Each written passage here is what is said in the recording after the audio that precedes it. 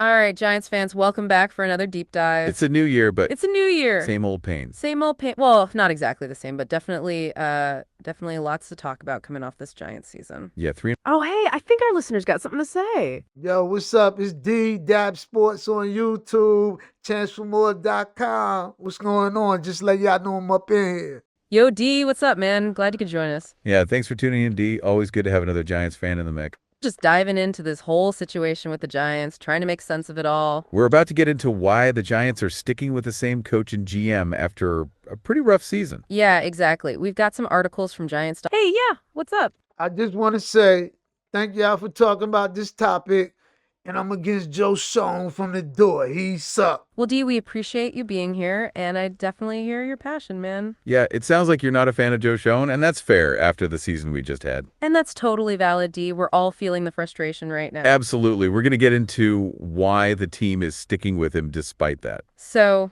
yeah, buckle up because we've got a lot to get through today. We're interested in your takes throughout, especially since you're on the YouTube scene, you know?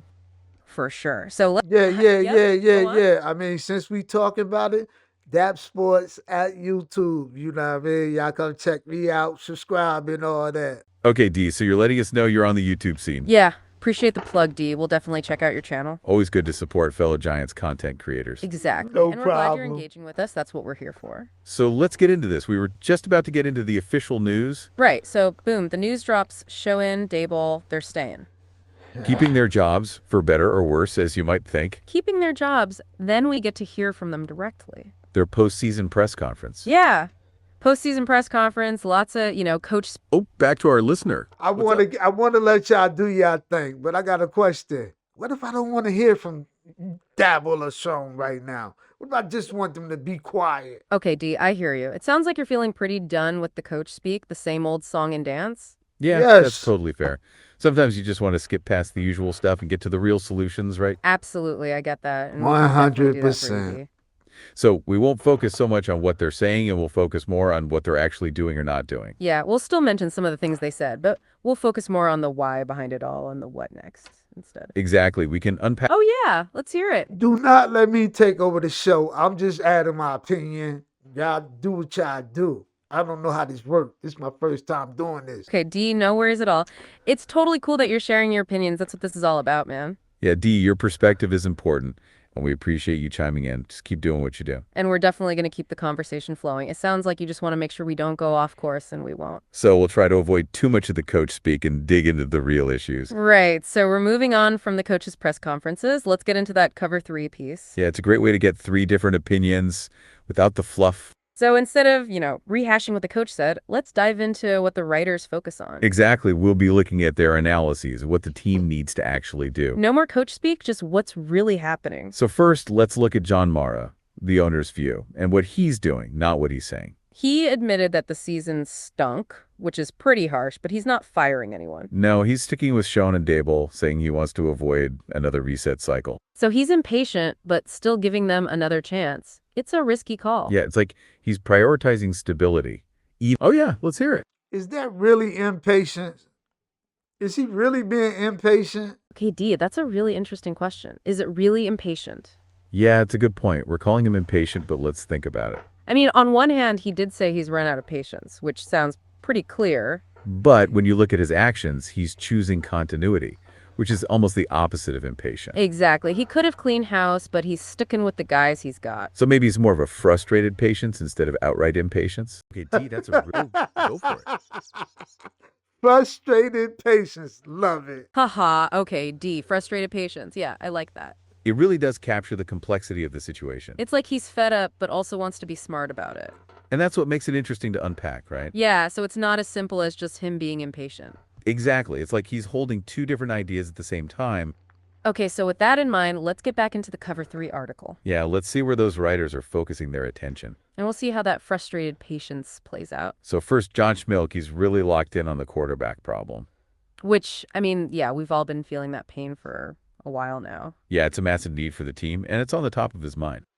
And then Dan Salamone, he's more focused on the coaching staff changes. Yeah, he's wondering if there will be any real changes there. Or not. Which might be a place where the Giants can try some new things. That could include Dayball giving up play calling duties, which would be huge. Right, and that would be yeah, uh-huh. What about the Jerome Henderson being fired when he had rushing, the eighth passing defense in the That's a NFL? really interesting point, D, and it's definitely worth looking at closer. Yeah, it does seem a bit contradictory, especially when they talk about continuity. You're right, Jerome Henderson was the 8th-ranked coach but was fired, while the 27th-ranked coach was retained. Right. It's like, how does that fit with this idea of stability, It right? Well, doesn't. it raises questions about the team's priorities, doesn't it? Yeah, maybe they weren't as happy with his performance as the rankings suggest. It could also be about scheme fit, or Oh, yeah, uh-huh. Hold up. How could they not be happy with his ranking when the 27th okay, D, run you're right. defense It's a whole coach? lot to unpack with that Henderson firing. Yeah, you're pointing out a big contradiction, and it makes us rethink everything. It's like they say they value continuity, but then they fire the 8th-ranked coach. And it makes you wonder if those rankings even matter to the Giants' leadership. Exactly. It seems like there are other factors at play that aren't so obvious. So it's not just about, oh, go for it. I gotta stop again.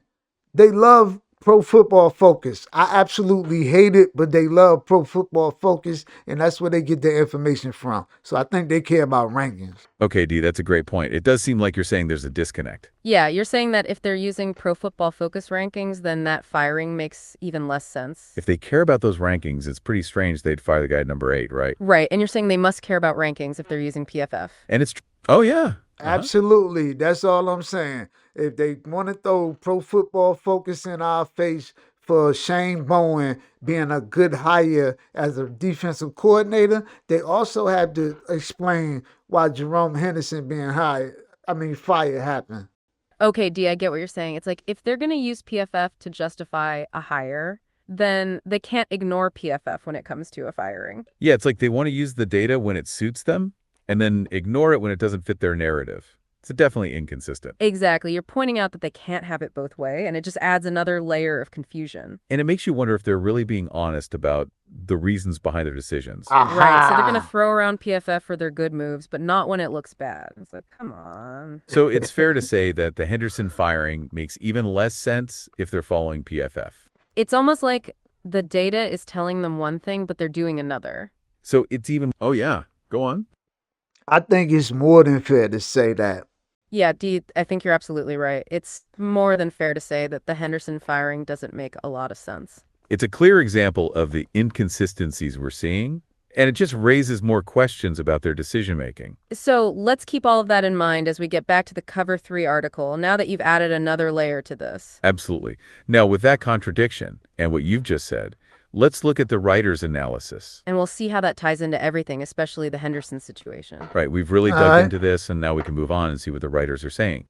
Okay, so as we were saying, Matt's attack is really focusing on the defense and especially the run game. Which, as we know, has been a real issue, so that's definitely a great area to point out. Yeah, they really cover the key issues that we've all been seeing on the field. And it's way more insightful to hear their takes than just hearing the usual coach speak. So they're focused on what's really critical for this team and not just what the team says. Right, and they all seem to agree that the quarterback situation is still a massive issue.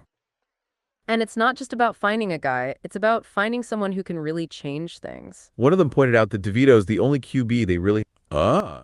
I just want to say real quick. Of course, the quarterback is the number one issue.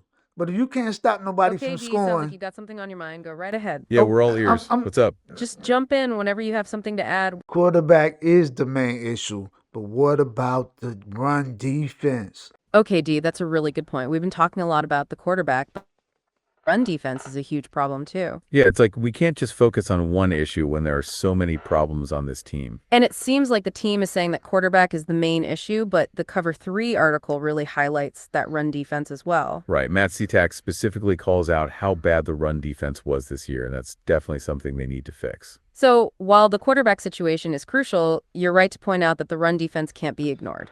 It's like both of these problems need to be addressed if the team is going to make any real progress.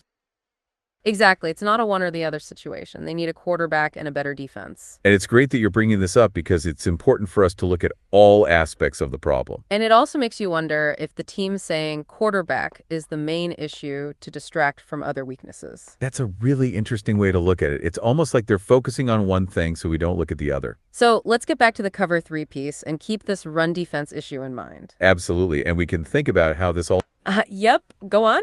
Hey, this D from Daps Sports, com. Just wanted to do that plug. Make sure y'all like, share, and subscribe. And I'm going to have to get out of here because I got to learn to do something.